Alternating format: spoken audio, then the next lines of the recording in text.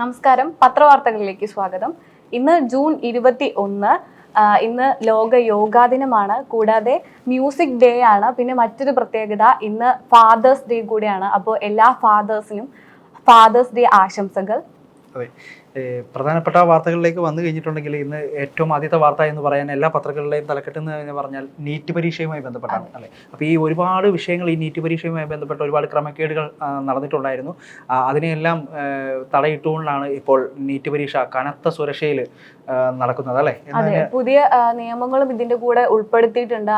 അതായത് ആദ്യം 184 മിനിറ്റ് ഉണ്ടായിരുന്ന പരീക്ഷ ഇപ്പോൾ 190 മിനിറ്റിലേക്ക് മാറ്റിയിരിക്കുകയാണ്. അതുപോലെ തന്നെ സ്മാർട്ട് ഫോൺ, സ്മാർട്ട് വാച്ച് പോലുള്ള ഉപകരണങ്ങളൊന്നും എടുക്കാൻ പാടില്ലെന്ന് പറഞ്ഞ കൂടുതൽ നിയമാവലികളോട് കൂടിയിട്ടാണ് ഇപ്പോൾ നീറ്റ് പരീക്ഷ നടക്കുന്നത്. അതുപോലെ തന്നെ ഡ്രസ്സിങ്ങിന്റെ കാര്യത്തിലാണെങ്കിലും ഒരുപാട് നിബന്ധനകൾ കൊണ്ടുവന്നിട്ടുണ്ട്. കാരണം ഈ ഓരോ ക്രമക്കേട് വരുമ്പോഴാണ് ഇതുപോലെയുള്ള കർശനമായ നടപടികളിലേക്ക് പോകുന്നത്. ഇപ്പോൾ സുതാര്യമായിരുന്ന പരീക്ഷ ഇപ്പോൾ കർശനമായ ഒരു രീതിയിലേക്ക് കൊണ്ടുവന്നിരിക്കുകയാണ്. കാരണം വേറൊന്നും കൊണ്ടല്ല, ഒരു തെറ്റുകളും വരാതെ. അതെ, ഇത് തെറ്റിദ്ധാരണകൾ പരക്കാതിരിക്കാൻ വേണ്ടിയിട്ട്, തെറ്റായിട്ടുള്ള വാർത്തകൾ കുട്ടികളിലേക്ക് എത്താതിരിക്കാൻ വേണ്ടിയിട്ടും സർക്കാർ തന്നെ ടെലഗ്രാം റദ്ദാക്കുന്ന അവസ്ഥ വരെ ഉണ്ടായിട്ടുണ്ടായിരുന്നു. തീർച്ചയായും. അപ്പൊ ഇതിനു മുമ്പ് സർക്കാർ ഇതുപോലെയുള്ള കുറെ അധികം ആപ്പുകൾ കേന്ദ്ര ഗവൺമെന്റ് ഇവിടുന്ന് ബാൻ ചെയ്തിട്ടുണ്ടായിരുന്നു. ഈ ടിക്ടോക്ക് ഉൾപ്പെടെയുള്ള ഇത് ഇടക്കാലത്തേക്ക് മാത്രം വേണ്ടിയിട്ടാണ് ടെലഗ്രാം ഇപ്പോൾ നീറ്റ് എക്സാമിന് വേണ്ടിയിട്ട് മാത്രമാണ് ബാൻ ചെയ്തിരിക്കുന്നത്. അതെ, കാരണം ഒരുപാട് പേര് യൂസ് ചെയ്യുന്ന ഒരു ആപ്ലിക്കേഷൻ കൂടിയാണ് ടെലഗ്രാം. കൂടുതൽ ആൾക്കാർ സിനിമ കാണാനൊക്കെയാണ് ഉപയോഗിക്കുന്നത്. എന്നാലും അതിൻ്റെതായ കുറെ അധികം ഉപയോഗങ്ങളുണ്ട്. അപ്പോൾ അത് എല്ലാവരും നല്ലതിന് മാത്രം അത് ഉപയോഗിക്കുക എന്നാണ് പറയാനുള്ളത്. ഇനി അടുത്തൊരു വാർത്തയിലേക്ക് പോയിട്ടുണ്ടെങ്കിൽ ഏറ്റവും പ്രധാനപ്പെട്ട ഒരു വാർത്ത എന്ന് പറഞ്ഞിട്ടുണ്ടെങ്കിൽ ജി സുകുമാരൻ നായർ വീണ്ടും NSS ജനറൽ സെക്രട്ടറി. ഇന്നലെയാണ് NSSന്റെ ജനറൽ സെക്രട്ടറി ആയിട്ട് ജി സുകുമാരൻ നായർ സ്ഥാനം ഏറ്റിരിക്കുന്നത്. പക്ഷേ ഇവിടെ ഉണ്ടായ മറ്റൊരു വിവാദം എന്താണെന്ന് വെച്ചാൽ, അദ്ദേഹത്തിനെ കാണാൻ വേണ്ടിയിട്ട് നമ്മുടെ മുഖ്യമന്ത്രി ആയിട്ടുള്ള VD സതീശൻ തയ്യാറാകുന്നില്ല എന്ന് പറഞ്ഞിട്ട് ജി സുകുമാരൻ തന്നെ പ്രതികരണങ്ങൾ ആയിട്ട് രംഗത്തെത്തിയിരുന്നു. അതിലിപ്പോ മംഗളം പത്രത്തിൽ വന്നേക്കണ പ്രധാനപ്പെട്ട ഇതെന്ന് പറഞ്ഞാൽ സതീശൻ കാപട്യക്കാരനെന്ന് സുകുമാരൻ നായർ പറഞ്ഞിരിക്കുകയാണ്. അപ്പം തുടക്കത്തിൽ തന്നെ ഒരു ഭരണകക്ഷി കയറി ആ ഭരണം തുടങ്ങുമ്പോൾ തന്നെ ഒരു സംഘടനാ നിലയിൽ നിൽക്കുന്ന നേതൃനിലയിൽ നിൽക്കുന്ന ഒരാൾ അദ്ദേഹത്തെ തള്ളിപ്പറയുന്ന ഒരവസ്ഥയിലേക്കാണ് വന്നത്. ഒന്ന് കാണാൻ പോലും സമയം കൊടുത്തില്ല എന്നാണ് അദ്ദേഹം പറയുന്നത്. ഒന്നിച്ചു നിന്നാൽ 20 സീറ്റെങ്കിലും ജയം നിർണ്ണയിക്കും എന്ന് പറയുന്ന ഒരു കുറിപ്പും കൂടെ അദ്ദേഹം ഇറക്കിയിട്ടുണ്ടോ എന്ന് ആലോചിച്ച് നോക്കൂ. അത്രയും ശക്തമായ ഒരു സംഘടനാ നേതൃത്വത്തെ കാണാൻ സമയം കൊടുത്തില്ല. പക്ഷെ അതിന്റെ പിന്നിൽ എന്തെങ്കിലുമൊക്കെ കാരണങ്ങൾ കാണാം. പക്ഷേ നമുക്ക് കൃത്യമായിട്ട് അതിനെക്കുറിച്ച് അറിയില്ല. എന്തായാലും ഈ പത്രങ്ങളിലെല്ലാം പ്രധാന തലക്കെട്ടും അത് തന്നെയാണ്. അടുത്തൊരു പ്രധാന വാർത്ത എന്ന് പറഞ്ഞാൽ എല്ലാ പത്രങ്ങളിലും ഉള്ളത് ബ്രസീലിനെ കുറിച്ചാണ്. കാരണം ആരാധകർ കാത്തിരുന്ന ആ ജയം എത്തിയിരിക്കുകയാണ്. കാരണം ബ്രസീൽ കഴിഞ്ഞ തവണ തോറ്റപ്പോൾ നെയ്മർ ഇറങ്ങിയില്ലെങ്കിൽ കൂടി നെയ്മർ ഉൾപ്പെടെയുള്ള കുറേ അധികം ആളുകളിലേക്ക് അത് പഴികേക്കുന്ന ഒരു സാഹചര്യത്തിലേക്കും ഈ എന്താ പറയുക, മറ്റേ കാണികളല്ല, ശരിക്കും പറഞ്ഞിട്ടുണ്ടെങ്കിൽ ഇതിന്റെ ഫുട്ബോൾ ആരാധകർ ഈ ആരാധകർ തന്നെ തെരുവിൽ ഏറ്റുമുട്ടുന്ന ഒരു സാഹചര്യം വരെ ഉണ്ടായി. പക്ഷെ എന്നാൽ ഇപ്പോൾ ഹെയ്ത്തിയെ 3-0 തകർത്ത് ബ്രസീൽ തിരിച്ചു വന്നിരിക്കുകയാണ്. അർജന്റീനയെ 3-0 ജയിച്ചു വന്നതുപോലെ തന്നെ ബ്രസീൽ ഒരു തിരിച്ചുവരവാണ് നടത്തിയിരിക്കുന്നത്. വീണ്ടും അടുത്ത ദിവസങ്ങളിൽ വിജയപ്രതീക്ഷയോടെ തന്നെ ബ്രസീൽ ഇറങ്ങട്ടെ എന്ന് നമുക്ക് ആശംസിക്കാം. മറ്റൊരു വാർത്ത എന്ന് പറയുന്നത് ശബരിമലയുമായി ബന്ധപ്പെട്ട സ്വർണ്ണക്കൊള്ളയുമായിട്ട് ബന്ധപ്പെട്ട കാര്യമാണ്. തിരുവിതാംകൂർ ദേവസ്വം ബോർഡിന്റെ കഴിഞ്ഞ ഭരണസമിതിയും ശബരിമല സ്വർണ്ണക്കൊള്ള കേസിൽ പ്രതിക്കൂട്ടിലേക്ക്. കഴിഞ്ഞ സെപ്റ്റംബർ ദ്വാരപാലക ശില്പങ്ങൾ ഇളക്കി വീണ്ടും സ്വർണം പൂശിയ കേസിൽ PS പ്രശാന്ത് പ്രസിഡന്റായ മുൻ സമിതിയും ദേവസ്വം സെക്രട്ടറിയും തിരുവാഭരണം കമ്മീഷൻ തുടങ്ങിയ പ്രധാന ഉദ്യോഗസ്ഥരെ കൂടി പ്രതി ചേർത്തേക്കും എന്നുള്ള വാർത്തയാണ്. അപ്പോൾ ഒന്ന് ആലോചിച്ച് നോക്കൂ, ശബരിമലയിലെ ഇഷ്ടം പോലെ പ്രശ്നങ്ങളൊക്കെ നടന്നെങ്കിലും ആ പ്രശ്നങ്ങൾക്ക് ഇതുവരെ ഒരു പരിഹാരമായിട്ടില്ല. എല്ലാവരും തപ്പിത്തറഞ്ഞുകൊണ്ടിരിക്കുന്ന ഒരു അവസ്ഥയാണ്. അതുപോലെ തന്നെ ശബരിമലയിൽ തിരക്ക് നിയന്ത്രിക്കാൻ AI സംവിധാനം കൊണ്ടുവരുമെന്നാണ് ഇപ്പോൾ മംഗളം പത്രത്തിൽ വന്നിരിക്കുന്നത്. അപ്പോൾ ശബരിമലയിലെ തിരക്ക് നമുക്കറിയാം, നമ്മൾ വിചാരിക്കുന്നതിൽ അപ്പുറത്തേക്കാണ് അവിടെ തിരക്കുണ്ടാകുന്നത്. അപ്പോൾ ആ സമയത്ത് തന്നെയാണ് നമ്മുടെ ശബരിമലയിലെ കൊള്ളയുമായി ബന്ധപ്പെട്ടുള്ള മറ്റൊരു ന്യൂസുകളൊക്കെ വരുന്നത്. ഇപ്പോൾ അടുത്തൊരു പ്രധാനപ്പെട്ട വാർത്തകളും ജന്മഭൂമിയിലായാലും കേരള കൗമുദിയിലായാലും ദീപികയായാലും മംഗളമാണെങ്കിലും മനോരമയാണെങ്കിലും മാതൃഭൂമിയാണെങ്കിലും കേരളമല്ല, ഇന്ത്യയല്ല, ലോകത്തെ തന്നെ പിടിച്ചുലയ്ക്കുന്ന ഒരു വാർത്തയാണ്. ഇതാണ് നമ്മുടെ ഹോർമൂസ് കടലിടുക്കുമായി ബന്ധപ്പെട്ട് ഹോർമൂസ് വീണ്ടും അടച്ചിരിക്കുന്നു എന്നുള്ളൊരു വാർത്തയാണ് ഇപ്പോൾ വന്നിരിക്കുന്നത്. കഴിഞ്ഞ ദിവസമാണ് ഹോർമൂസുമായി ബന്ധപ്പെട്ട കേസുകളിൽ ട്രംപ് കരാർ ഒപ്പിടുകയും ഹോർമൂസ് തുറക്കപ്പെടുമെന്നുള്ള യുദ്ധം അവസാനിപ്പിച്ചിട്ട് വീണ്ടും ഹോർമൂസ് തുറക്കുമെന്നുള്ളൊരു നിലയിലേക്ക് എത്തിയത്. പക്ഷെ നമ്മളൊരു കാര്യം മനസ്സിലാക്കേണ്ടത്, ഇത് വീണ്ടും അടയ്ക്കുമ്പോൾ നമ്മളെ ഇന്ത്യ പോലെയുള്ള അല്ലെങ്കിൽ മറ്റുള്ള രാജ്യങ്ങളിലേക്കുള്ള ഗ്യാസ് വിതരണം ഉൾപ്പെടെയുള്ള അല്ലെങ്കിൽ പെട്രോൾ ഡീസൽ ഉൾപ്പെടെയുള്ള ക്രൂഡ് ഓയിൽ ഉൾപ്പെടെയുള്ള വിതരണ ശൃംഖല അത് മൊത്തവും മുഴുവനായും നിലയ്ക്കുകയും ഒരു ശരിക്കും ഒരു പ്രതിസന്ധി തന്നെ ഉണ്ടാകുകയും ചെയ്യുന്ന ഒരു അവസ്ഥയിലേക്കാണ് ഇപ്പോൾ പോയിക്കൊണ്ടിരിക്കുന്നത്. ഇനി അടുത്തൊരു വാർത്തയിലേക്ക്, പ്രധാനപ്പെട്ട ഒരു വാർത്തയിലേക്ക് വന്നാൽ നമുക്കൊരു സങ്കടപ്പെടുത്തുന്ന ഒരു വാർത്തയാണ്. കവി പി നാരായണക്കുറുപ്പ് അന്തരിച്ചു എന്നുള്ളതാണ്. പ്രമുഖ കവിയും തപസ്യ സാഹിത്യ കലാവേദിയുടെ മുൻ അധ്യക്ഷനുമായ പി നാരായണക്കുറുപ്പ് അന്തരിച്ചു. വാർദ്ധക്യ സഹജമായ അസുഖങ്ങളെ തുടർന്ന് തിരുവനന്തപുരം പേരൂർക്കട ഇന്ദിരാനഗറിലെ വസതിയിലായിരുന്നു അന്ത്യം. 2022 അദ്ദേഹത്തെ പത്മശ്രീ നൽകി രാജ്യം ആദരിച്ചിട്ടുണ്ട്. അപ്പോൾ അത്രയ്ക്കും മഹാനായ ഒരു വ്യക്തിയാണ് ഇപ്പോൾ വിടവാങ്ങിയിരിക്കുന്നത്. അത് കേരളത്തെ സംബന്ധിച്ച് അതൊരു തീരാ നഷ്ടം തന്നെയാണ്, അല്ലേ? അതെ. മറ്റൊരു വാർത്ത എന്ന് വെച്ചാൽ കുടിശ്ശിക തുക നൽകാനാകില്ലെന്ന് റോഡ് സുരക്ഷാ കമ്മീഷൻ. സേഫ് കേരള പദ്ധതിയുടെ ഭാഗമായി സ്ഥാപിച്ച AI ക്യാമറയുടെ കുടിശ്ശിക തുക നൽകാനാവില്ലെന്ന് റോഡ് സുരക്ഷാ കമ്മീഷൻ യോഗേഷ് ഗുപ്ത സർക്കാരിന് കത്ത് നൽകി. AI ക്യാമറകളിലുള്ള വീഡിയോകൾ പോലീസ്, എക്സൈസ് തുടങ്ങിയ വകുപ്പുകൾക്ക് കൂടി നൽകണമെന്ന് മുൻപ് സർക്കാർ നൽകിയ ഭരണാനുമതിയിൽ നിർദ്ദേശമുണ്ടായിരുന്നെങ്കിലും അത് നടപ്പായിട്ടില്ലെന്നും അതിനാൽ ക്യാമറ സ്ഥാപിച്ചതുവഴി സർക്കാർ ലക്ഷ്യമിട്ട കാര്യം പൂർണ്ണമായി കൈവരിച്ചിട്ടില്ലെന്നും കത്തിൽ വ്യക്തമാക്കിയിട്ടുണ്ട്. ഇതിപ്പോ AI ക്യാമറയുമായിട്ട് ബന്ധപ്പെട്ട് AI ക്യാമറ സ്ഥാപിച്ചതുമായി ബന്ധപ്പെട്ട് ഒരുപാട് പ്രശ്നങ്ങൾ ഇപ്പോഴും നിലനിൽക്കുന്നുണ്ട്. കാരണം പൂർണ്ണമായും പൈസയൊന്നും കൊടുത്തിട്ടില്ല, കുടിശ്ശിക വീണ്ടും കിടക്കുകയാണ്. അതുകൊണ്ട് മിക്ക സ്ഥലത്തും ക്യാമറകൾ ഇപ്പോൾ നിശ്ചലമാകുന്ന ഒരു അവസ്ഥയാണ്. അത് മുതലെടുക്കാൻ ഒരുപാട് ആളുകളുണ്ട്. പക്ഷേ നമ്മുടെ സുരക്ഷയ്ക്ക് വേണ്ടിയാണ് ഇതെല്ലാം സ്ഥാപിച്ചിരിക്കുന്നത്. അപ്പോൾ എത്രയും പെട്ടെന്ന് ഇതിനുള്ള പരിഹാരമൊക്കെ ഉണ്ടാവട്ടെ എന്ന് നമുക്ക് അല്ലെ പ്രാർത്ഥിക്കാം. അതുപോലെ തന്നെ കണ്ടെയ്നർ ലോറിക്ക് തീപിടിച്ച് ആഡംബര കാർ കത്തി നശിച്ചു എന്നുള്ളൊരു വാർത്തയാണ്. അത് നമ്മുടെ തൊട്ടടുത്ത് തന്നെയാണ്, കടുത്തുരുത്തിയിലാണ്. ലോറി പൂർണ്ണമായും അഗ്നിക്കിരയായി.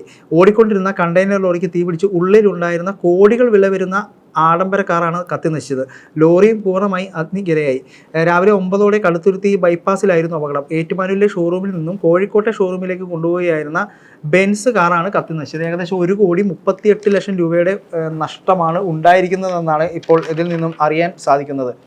ഓക്കെ, അടുത്തൊരു വാർത്തയിലേക്ക് പോയി കഴിഞ്ഞിട്ടുണ്ടെങ്കിൽ, ഈ സ്വകാര്യ ബസ് വ്യവസായം തകർച്ചയിലേക്കെന്ന് private bus association, operators association പറഞ്ഞിട്ടുണ്ട്. അപ്പോൾ ഇന്ദിരാ ഗ്യാരണ്ടി പോലെയുള്ള ഇതൊക്കെ വന്നിട്ട് സ്ത്രീകൾക്ക് സുരക്ഷിതമായി സഞ്ചരിക്കാനായിട്ട് സ്ത്രീകളുടെ യാത്ര ഈ ഫ്രീ ആക്കി കഴിയുമ്പോൾ എല്ലാവരും അതിലേക്ക് തിരിയുമോ എന്നുള്ളൊരു ആശങ്കയൊക്കെ ഉണ്ടായിരുന്നു. അപ്പോൾ എന്തായാലും ബസ് ഓപ്പറേറ്റേഴ്സ് അസോസിയേഷൻ പറഞ്ഞിരിക്കുന്നത് അവരുടെ ഈ വ്യവസായം തകർച്ചയിലേക്ക് കൂപ്പിക്കുത്തിക്കൊണ്ടിരിക്കുകയാണ്. ഓരോ ദിവസം ചെല്ലുന്തോറും കളക്ഷനിലായാലും എല്ലാത്തിലും ആയാലും കുറവ് സംഭവിക്കുന്നുണ്ടെന്നാണ് സ്വകാര്യ ബസ്സിലെ അസോസിയേഷൻ പറയുന്നത്. അതെന്തുകൊണ്ടും കുറേ അധികം ആളുകളുടെ ഉപജീവനം തന്നെ താറുമാറാക്കുന്ന ഒരു നിലയിലേക്കാണ് അത് മുക്കൊണ്ടിരിക്കുന്നത്. അപ്പോൾ എത്രയും പെട്ടെന്ന് അതിനൊരു പരിഹാരം ഗവൺമെന്റ് കാണുമെന്നാണ് നമുക്ക് പ്രതീക്ഷിക്കേണ്ടത്. മറ്റൊരു വാർത്ത എന്ന് പറയുന്നത് മുല്ലപ്പെരിയാറിൽ പുതിയ ഡാം പിന്നോട്ടില്ലെന്ന് മന്ത്രി മോൻസ് ജോസഫ് അപ്പോൾ പുതിയ ഡാമിനെ കുറിച്ച് പറഞ്ഞിരിക്കണം. പക്ഷെ കഴിഞ്ഞ ദിവസം ടി.വി.കെ അവിടുന്ന് പറഞ്ഞിട്ടുണ്ടായിരുന്നത്, അതായത് വിജയ് പറഞ്ഞിട്ടുണ്ടായിരുന്നത് മുല്ലപ്പെരിയാറിൽ പുതിയ ഡാം അനുവദിക്കില്ലെന്നായിരുന്നു. പക്ഷെ മോൻസ് ജോസഫ് പറയുന്നത് ആ പദ്ധതിയുമായി മുന്നോട്ട് പോവുക തന്നെയാണെന്നാണ്. അപ്പോൾ അത് കേരളവും തമിഴ്നാടും തമ്മിലുള്ള ഐക്യത്തിന്റെ ഐക്യമല്ല ഒരിക്കലുമല്ല. കാരണം വേറൊന്നും കൊണ്ടല്ല, ഇപ്പോൾ നമ്മൾ ശക്തമായി മുല്ലപ്പെരിയാറിൽ പുതിയ ഡാം വേണമെന്ന് പറയുന്നു. ടി.വി.കെ അതിന് സമ്മതിക്കുന്നില്ല, അല്ലെങ്കിൽ ഇതിന് മുമ്പിൽ ഇരുന്ന സർക്കാരോ സമ്മതിച്ചിട്ടില്ല. കാരണം അവരുടെ കുടിവെള്ളം അല്ലെങ്കിൽ ജലസേചനം ഉൾപ്പെടെ അല്ലെങ്കിൽ അവരുടെ കൃഷിക്ക് ഉൾപ്പെടെയുള്ള വെള്ളം കൊണ്ടുപോകുന്നത് ഇവിടെ നിന്നാണ്. അപ്പോൾ ആ ഒരു കാര്യത്തിന് തടസ്സമുണ്ടാകും എന്നുള്ളത് കൊണ്ട് തന്നെയാണ് അവർ ഇതിന് ഒരിക്കലും സമ്മതിക്കില്ല എന്നുള്ളൊരു നിലയിലേക്ക് എത്തിയത്. പക്ഷെ നമുക്കറിയാവുന്ന പോലെ തന്നെ ഒരുപാട് ബലക്ഷയങ്ങളും കാര്യങ്ങളൊക്കെ ഉണ്ട്. ഇപ്പോൾ ഫോട്ടോഗ്രാഫി പോലെയുള്ള സാധനങ്ങളൊന്നും അവിടെ അനുവദിക്കില്ല. മാധ്യമപ്രവർത്തകരെ പോലും ആ ഭാഗത്തേക്ക് കടത്തിവിടാത്ത ഒരവസ്ഥയാണുള്ളത്. കാരണം ഇതിൻ്റെ സത്യം പുറലോകം അറിയുമെന്നുള്ളത് കൊണ്ട് ഒരുപാട് കാര്യങ്ങൾ അവിടെ മറച്ചു വെക്കുകയുണ്ടായി. പക്ഷേ ഡാം വരുന്നത് നല്ലൊരു കാര്യമാണ്, സുരക്ഷയ്ക്ക് വേണ്ടിയിട്ട് ആണ് അത് വരുന്നത്. അപ്പോൾ അത് എത്രയും പെട്ടെന്ന് സംഭവിക്കട്ടെ. ടി.വി.കെ സർക്കാർ അതിന് പറ്റുന്ന രീതിയിലേക്ക് ഉതകട്ടെ, അല്ലെങ്കിൽ മനസ്സ് തുറക്കട്ടെ എന്നാണ് പറയാനുള്ളത്. മറ്റൊരു വാർത്ത എന്ന് പറയുന്നത് +1 പ്രവേശനത്തിന്റെ രണ്ടാമത്തെ അലോട്ട്മെന്റ് ഇന്ന് വരും എന്നുള്ളതാണ്. അപ്പോൾ +2 പരീക്ഷയുമായി ബന്ധപ്പെട്ട് ഇപ്പോൾ നീറ്റ് പരീക്ഷയുമായി ബന്ധപ്പെട്ട് ഒരുപാട് പ്രശ്നങ്ങൾ ഉണ്ടായിരുന്നു. പക്ഷേ CBSE എക്സാമുകളുമായി ബന്ധപ്പെട്ട് പ്രശ്നങ്ങൾ നിലനിൽക്കുന്ന ഈ സാഹചര്യത്തിൽ +1 പ്രവേശനത്തിനുള്ള രണ്ടാമത്തെ അലോട്ട്മെന്റ് ആണ് ഇന്ന് വന്നിരിക്കുന്നത്. അപ്പോൾ എന്തായാലും എല്ലാ +1ലേക്കുള്ള വിദ്യാർത്ഥികൾക്കും ആശംസകൾ അറിയിക്കുന്നു. അപ്പോൾ അലോട്ട്മെൻ്റ് ഒക്കെ നോക്കി കൃത്യമായ വിഷയങ്ങൾ തിരഞ്ഞെടുത്ത് നിങ്ങളുടെ ഭാവി സുരക്ഷിതമാക്കാൻ നിങ്ങൾക്ക് എല്ലാവർക്കും സാധിക്കട്ടെ. അതെ, ആശംസകൾ നേരുന്നു. അതുപോലെ തന്നെ മറ്റൊരു വാർത്ത എന്ന് പറഞ്ഞാൽ വർദ്ധിച്ച വയോജന ജനസംഖ്യയും ലൈഫ് ഇൻഷുറൻസും എന്നുള്ളൊരു തലക്കെട്ടോടു കൂടിയാണ് മംഗളം പത്രത്തിൽ ഒരു വാർത്ത വന്നിരിക്കുന്നത്. ലോകത്തിലെ ഏറ്റവും വലിയ തൊഴിൽ ക്ഷമതയുള്ള ജനസംഖ്യകളിൽ ഒന്നാമതായ ഇന്ത്യ മറ്റൊരു പ്രധാന ജനസംഖ്യാ മാറ്റത്തിന് തയ്യാറെടുക്കുകയാണ്. വർദ്ധിച്ചു വരുന്ന വയോജന ജനസംഖ്യ സമൂഹത്തിലെ വലിയൊരു വിഭാഗത്തെ സംബന്ധിച്ച് വിരമിക്കൽ ആസൂത്രണം കൂടുതൽ പ്രാധാന്യം ആർജിക്കുകയാണ്. ആരോഗ്യ പരിചരണ സംരക്ഷണ സംവിധാനങ്ങൾ ശക്തിപ്പെടുത്തുവാനും സാമ്പത്തിക ഉൾക്കൊള്ളൽ വിപുലീകരിക്കുവാനും ദീർഘകാല പരിചരണവും സാമൂഹ്യ സുരക്ഷാ സംവിധാനങ്ങളും വികസിപ്പിക്കാനും ഇന്ത്യക്ക് വലിയ അവസരങ്ങൾ ഉണ്ടെന്നാണ് ഇപ്പോൾ പറയുന്നത്. ഈ വയോജനങ്ങളെ സംബന്ധിച്ചിടത്തോളം അവരെ പരിരക്ഷണം എന്ന് പറയുന്ന ഒരു കാര്യത്തിലേക്ക് കടക്കുമ്പോൾ ഇന്ത്യയിലും അല്ലെങ്കിൽ കേരളത്തിലാണ് ഏറ്റവും കൂടുതൽ ഈ അഗതി മന്ദിരങ്ങളുള്ളത്. അപ്പോൾ ഈ കുട്ടികൾ പഠിച്ച് വലുതായി കഴിയുമ്പോൾ അവർക്ക് അച്ഛനമ്മേനെ നോക്കാൻ സമയമില്ല. അവരവിടെ കൊണ്ടുവന്ന് ആക്കിയിട്ട് എങ്ങോട്ടെങ്കിലുമൊക്കെ പോകുന്ന അല്ലെങ്കിൽ വിദേശ രാജ്യങ്ങളിലേക്ക് മൈഗ്രേറ്റ് ചെയ്യുന്ന ഒരു അവസ്ഥയൊക്കെ ഉണ്ട്. നിങ്ങളുടെ മാതാപിതാക്കൾ ഇന്ന് ഫാദേഴ്സ് ഡേ കൂടിയാണ് അല്ലേ? ഫാദേഴ്സ് ഡേ അച്ഛന്മാർക്ക് വേണ്ടിയുള്ള ദിവസം കൂടിയാണ് ഇന്ന്. അപ്പോൾ നിങ്ങളുടെ മാതാപിതാക്കളെ സംരക്ഷിക്കേണ്ട കടമ നിങ്ങൾക്ക് തന്നെയാണ്. കാരണം കുഞ്ഞായിരുന്നപ്പോൾ നിങ്ങളെ ഏറ്റവും കൂടുതൽ സംരക്ഷിച്ചത് നിങ്ങളുടെ മാതാപിതാക്കളാണ്. അപ്പോൾ അതൊക്കെ ഒന്ന് ഓർമ്മ മനസ്സിൽ വെക്കുക അല്ലേ? അതെ.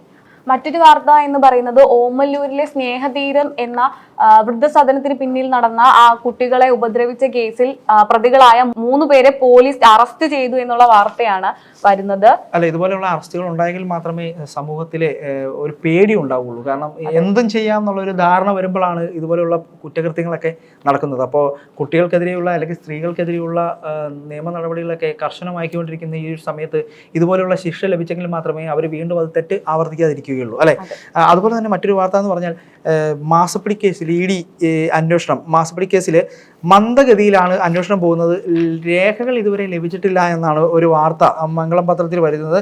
CMRL എക്സാലോജിക് മാസപ്പടി കേസിൽ സീരിയസ് ഫ്രോഡ് ഇൻവെസ്റ്റിഗേഷൻ ഓഫീസർ നിന്ന് രേഖകൾ ലഭ്യമാകാതെ വന്നതോടെ എൻഫോഴ്സ്മെന്റ് ഡയറക്ടറേറ്റ് അന്വേഷണം മന്ദഗതിയിലാക്കി എന്നാണ് ഒരു വാർത്തകൾ. ഒന്ന് ആലോചിച്ച് നോക്കൂ. ഇത്രയും തെളിവുകൾ ലഭിച്ചിട്ടും പിന്നെയും തെളിവുകളുടെ അഭാവത്തിൽ ഇത് മന്ദഗതിയിൽ ഇത് കൊണ്ടുപോകുക എന്ന് പറഞ്ഞാൽ അത് ശരിക്കും പറഞ്ഞാൽ ജനങ്ങളോട് ഉയർത്തുന്ന ഒരു വെല്ലുവിളി തന്നെയാണ്. ഇത്രയും വ്യക്തമായ തെളിവുകൾ ലഭിച്ചിട്ടും പിന്നെയും തെളിവുകളുടെ അഭാവം മൂലം അത് മന്ദഗതിയിലാക്കുക എന്ന് പറഞ്ഞാൽ അത് ജനങ്ങളോട് ചെയ്യുന്ന ഒരു വെല്ലുവിളി തന്നെയാണ്. അപ്പോൾ എത്രയും പെട്ടെന്ന് അധികാരികൾ കണ്ണു തുറന്ന് ഇതിനൊരു നടപടി എടുക്കുക എന്ന് തന്നെയാണ് പറയാനുള്ളത്. മറ്റൊരു വാർത്ത എന്ന് പറയുന്നത് അയോധ്യ ക്ഷേത്ര ട്രസ്റ്റിന് ലഭിച്ച വെള്ളിക്കട്ടി കാണാനില്ല എന്നുള്ളതാണ്. അയോധ്യ രാമക്ഷേത്രം ട്രസ്റ്റിന് ലഭിച്ച സംഭാവനകളിൽ ക്രമക്കേട് നടന്നെന്ന ആരോപണത്തെ തുടർന്ന് SIT അന്വേഷണം നടത്തുന്നതിനിടെ സംഭാവനയായി ലഭിച്ച 60 കിലോഗ്രാം വെള്ളിക്കട്ടികൾ രേഖകളിലില്ലെന്ന് കണ്ടെത്തൽ. ഒന്നാലോചിച്ച് നോക്കൂ. ഇപ്പൊ നമ്മുടെ നാട്ടിൽ മാത്രമല്ല അല്ലെ, ഇപ്പൊ അയോധ്യയിലും വിഷയമാണ്. ഇപ്പൊ നമ്മുടെ നാട്ടില് നമ്മുടെ ശബരിമലയുമായി ബന്ധപ്പെട്ട് സ്വർണ്ണക്കൊള്ള കേസിൽ ഒരുപാട് വിഷയങ്ങളൊക്കെ ഉണ്ടായിക്കൊണ്ടിരിക്കുന്ന ഒരു സമയത്ത് അയോധ്യ ക്ഷേത്രത്തിൽ ഇതുപോലെയുള്ള വെള്ളിക്കട്ടി കാണാനില്ലെന്നാണ്. 60 കിലോയോളം ഭാരം വരുന്ന, അത് 60 കിലോഗ്രാം രേഖയിൽ തന്നെ ഇല്ലെന്നാണ്. ഒന്ന് ആലോചിച്ച് നോക്കുക. 60 കിലോ എന്ന് പറയുമ്പോൾ എത്ര ലക്ഷം രൂപയുടെ മുതലായി. അപ്പൊ അത് കാണാനില്ലെന്നാണ് അവിടെ നിന്നൊരു വാർത്ത, അയോധ്യയിൽ നിന്നൊരു വാർത്ത വരുന്നത്. മറ്റൊരു വാർത്ത എന്ന് പറയുന്നത് വിദ്യാർത്ഥികളെ ഹോട്ടൽ മുറിയിൽ എത്തിച്ച് പീഡിപ്പിച്ച സംഭവത്തിൽ 2 പേർ അറസ്റ്റിൽ എന്നുള്ളതാണ്. ഹോട്ടൽ മുറിയിൽ എത്തിച്ച് വിദ്യാർത്ഥികളെ പീഡിപ്പിച്ച കേസിൽ 2 പേർ പിടിയിൽ. തമിഴ്നാട് ദിണ്ടുക്കൽ സ്വദേശികളായ സുരേഷ്, പ്രായപൂർത്തിയാകാത്ത കൗമാരക്കാരൻ എന്നിവരാണ് അറസ്റ്റിലായത്. പോലീസിന്റെ അന്വേഷണത്തിൽ കൊടൈക്കനാലിൽ നിന്നാണ് ഇവർ 2 പേരും ഈ സംഭവത്തെ തുടർന്ന് അറസ്റ്റിലായിരിക്കുന്നത്.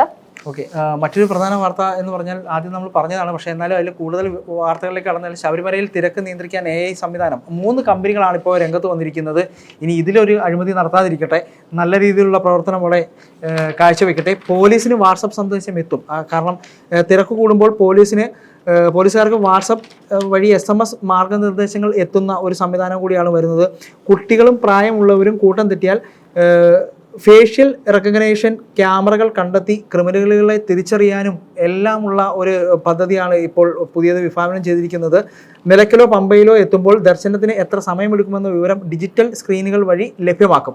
അപ്പോൾ അതനുസരിച്ച് തിരക്ക് നിയന്ത്രണത്തിൽ നമ്മളെല്ലാവരും തിരക്കിൽ പെടാതെ നമുക്ക് സുരക്ഷിതമായി ഭഗവാനെ കണ്ട് തൊഴാനുള്ള അവസരം ഒരുക്കാനാണ് സർക്കാർ ശ്രമിച്ചുകൊണ്ടിരിക്കുന്നത്.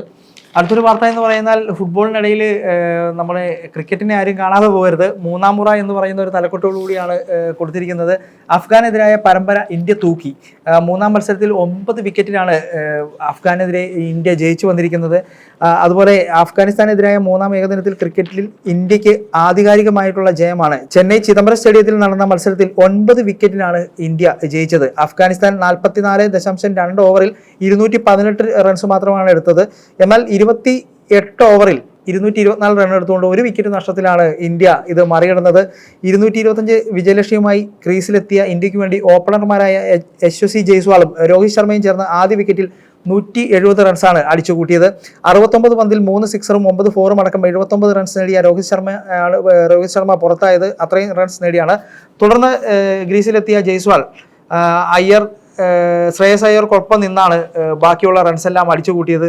എന്തായാലും നല്ലൊരു വാർത്ത തന്നെയാണ് അത്. ഇന്ത്യക്ക് ഒരു വിജയം ഉണ്ടായിരിക്കുകയാണ്. വരും മത്സരങ്ങളിൽ T20-യിലൊക്കെ വിജയിക്കാൻ സാധിക്കട്ടെ. സഞ്ജു അതിലിറങ്ങുമെന്നാണ് നമുക്ക് അറിയാൻ കഴിഞ്ഞത്. അപ്പോൾ സഞ്ജുവിനും നല്ലൊരു വിജയം ആശംസിക്കുന്നു.